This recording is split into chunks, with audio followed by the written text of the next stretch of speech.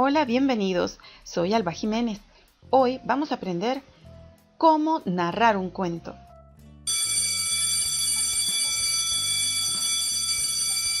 Lo primero que debes saber es cuál es la diferencia entre narrar un cuento y leer un cuento.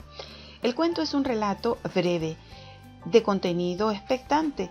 La acción se va intensificando conforme nosotros vamos avanzando en el relato o lectura del cuento. La diferencia es que cuando narramos un cuento vamos exponiendo las partes principales del cuento. No aparece la gramática y la modalidad es nada más la narrativa. En cambio, en la lectura del cuento no vamos a obviar jamás el detalle gramatical. Vamos a hacer énfasis en las comas, en los puntos, en los signos de exclamación y de interrogación. Debes saber cuáles son las partes importantes a desarrollar cuando narramos un cuento. De los cuentos se cuenta el argumento. No se memorizan los detalles del cuento. Basta con entender y comprender la idea general de este. Si se olvida algún detalle, se puede improvisar en la narrativa. También hay que escoger los cuentos cuyos argumentos resulten atractivos para los niños, no para nosotros como adultos, que siempre vamos con la intención de que quede una enseñanza. A los niños les gusta la aventura, la acción, y debemos entender el cuento, leerlo varias veces antes de meternos al detalle de la narrativa.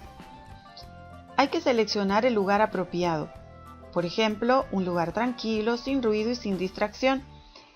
El niño, cuando se va a acostar, le gusta que le lean un cuento.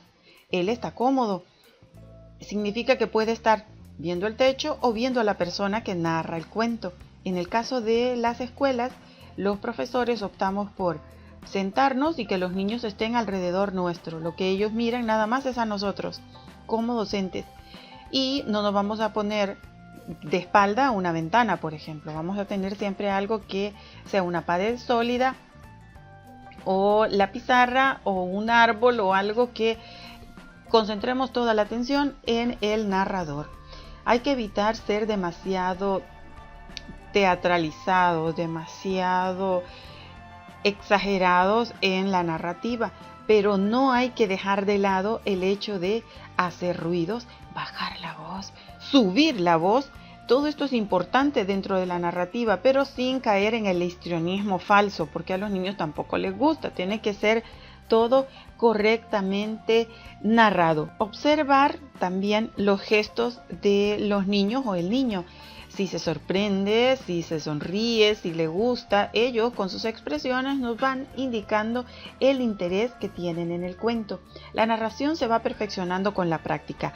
A más veces narremos cuentos, más nos va a salir más lindo, nos van a mostrar los niños más interés y vamos a encontrar sonidos adecuados para cada una de las acciones que vamos narrando.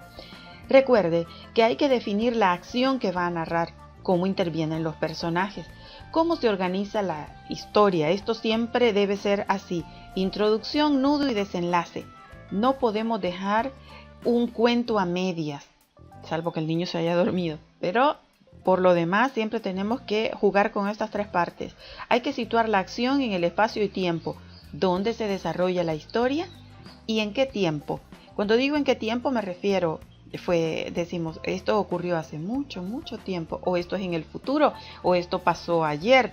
Hay que siempre ubicar en los tiempos a los niños. Hay que precisar cómo se va a narrar la historia.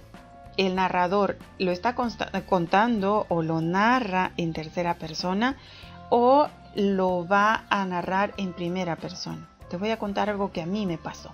Entonces, dependiendo de cómo lo haga, manténgase en ese hilo. A veces empezamos contando en primera persona y terminamos contando en tercera persona y hacemos un desastre. Recuerde que para que el cuento le salga bien narrado, usted lo debe leer varias veces. Hay que ensayar y ejercitarse, ordenar mentalmente el progreso de la historia. También hay que visualizar a los personajes, darles una imagen mental, tener muy claro cómo son los personajes para poder responder de manera correcta cuando los niños le pregunten. Hay que establecer un clima relajado, esperar en silencio, colocar a los niños en semicírculo y nosotros tenemos que estar más o menos a su altura. Por favor, no se ponga muy en alto porque a los niños les empieza a doler el cuello.